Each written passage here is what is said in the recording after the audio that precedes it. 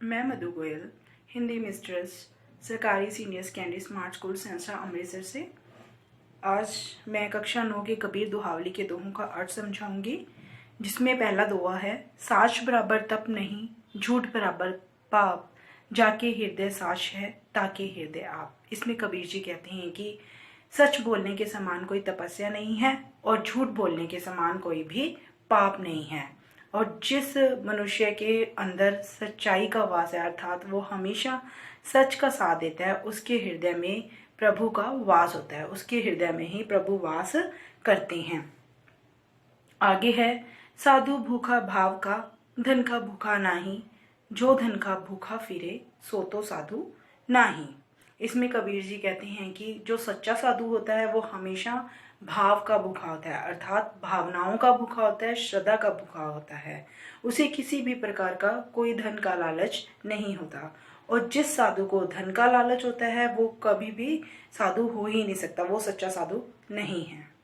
अगला दोहा है, जैसा भोजन खाइए तैसा ही मन होए, जैसा पानी पीजिए तैसी वाणी होए। इसमें कबीर जी कहते हैं कि मनुष्य के भोजन और पानी का उस पर उसके मन पर, उसकी वाणी पर असर पड़ता है। मनुष्य जिस प्रकार का भोजन करता है उसी प्रकार का उसका मन हो जाता है, और जिस प्रकार का वो पानी पीता है उसी तरह से उसकी वाणी भी हो जाती है। आगे है, संत न छोड़े संतई, जो कोटक मिले असंत, चंदन भुभंगा बैठिए, तऊ शीतलता ना तजंत। इसमें कबीर जी कहते हैं कि इसमें कबीर जी संत की अच्छाई के बारे में बताते हैं।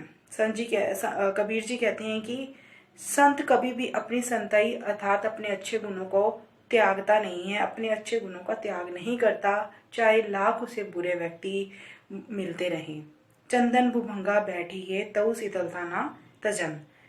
भुभंग यानी कि सर्प, चंदन के वृक्ष पर लाख सर्प सिमटे रहें, उसे लाख सांप सिमटे रहें, लेकिन चंदन अपना गुण अर्थात अपनी शीतलता को नहीं छोड़ता।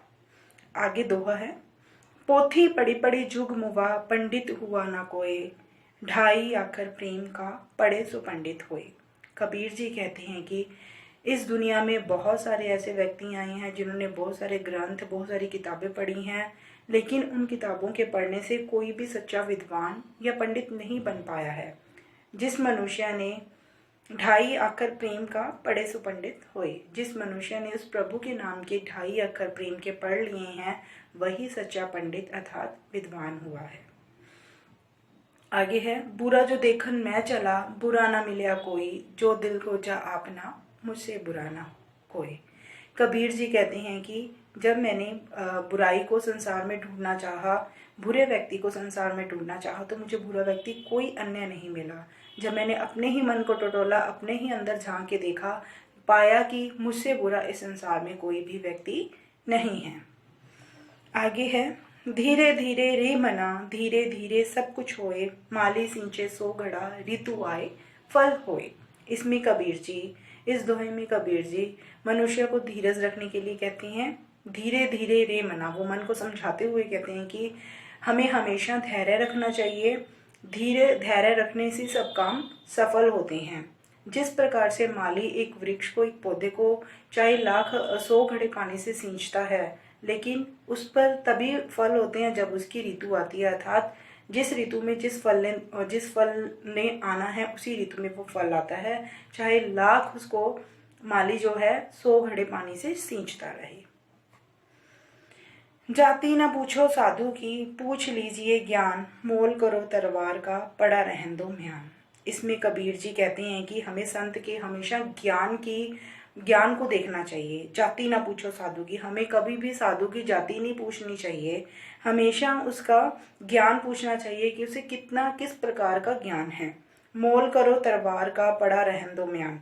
जिस प्रकार से कोई तलवार खरीदते समय उस तलवार का हमेशा मोल करता है, ना कि उस म्यान का जिसमें तलवार पड़ी होती है। कबीर तन पंछी भया, जहां मन तहां उड़ी जाए, जो जैसी संगति कर सो तैसा ही फल पाए। इसमें कबीर जी कहते हैं कि जो मनुष्य का मन जहाँ चाहता है, जिस प्रकार का होता है, जिस प्रकार की वासनाओं में डूबा रहता है, वहीं उसका तन भी जाता है। कबीर तन पंछी भया। कबीर जी कहते हैं कि मनुष्य का जो शरीर है वो एक पंक्षी की तरह है, जहां उसको मतलब मन लेकर चला जाता है वहीं वह उड़ जाता है। जो जैसी संगति कर सो तैसा ही फल पाए। मनुष्य जिस प्रकार की संगति करता है, जिस प्रकार के लोगों में रहता है, उसी प्रकार का फल उसे प्राप्त हो जाता है।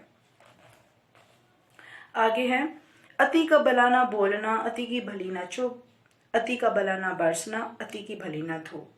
इसमें कबीर जी ने अधिकता, जो अधिकता होती है उसके बारे में बताया है। अति का भला ना बोलना।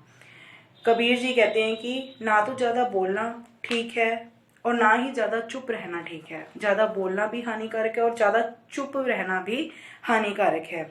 जिस प्रकार से अति का भला ना बरसना, अति की भली ना धूप। ना ही ज्यादा बारिश अच्छी होती है और ना ही ज्यादा धूप अच्छी होती है। बारिश ज्यादा होगी तब भी सारा कुछ नष्ट हो जाएगा, और अगर धूप ज्यादा रहेगी तब भी सारी दुनिया अस्त व्यस्त हो जाएगी। माला तो कर में फिरे, जीव फिरे मुख माही, मनुआ तो चहु दिशि फिरे, यह तो सुमिरन नाही। इसमें कवि ने सुमिरन के बारे में बताया, अर्थात प्रभु के जो नाम सिमरन है उसके बारे में बताया है। माला तो कर में फिरे। हाथ में तो कुछ मनुष्य जो दिखावे के लिए भगवान का नाम सिमरन करते हैं, उनके लिए कहा है कि हाथ में तो माला लेकर बैठे हैं, जीव फिरे मुख माही, जीव में राम राम बोल रहे हैं। मनुआ तो चहु दिशि फिरे, लेकिन उनका मन चारों दिशाओं में घूमता रहता है। यह प्रभु का सच्चा सिमरन नहीं है, यह सिर्फ दिखावा मात्र है। आगे है, काल करे सो आज कर, आज करे सो अब, पल में परलय होएगी, बहुरी करेगा कब। कबीर जी कहते हैं, इसमें कबीर जी ने समय की महत्वता के बारे में बताया है कि काल करे सो आज कर, हमें कल का काम आज कर लेना चाहिए और आज का काम अभी इसी क्षण कर लेना चाहिए। पल में परलय होएगी, बहुरी करेगा कब। पल में विनाश हो सकता है, पल में दुनिया तबाह हो सकती है। अगर आज अब नहीं करोगे तो कब करोगे। बहुरी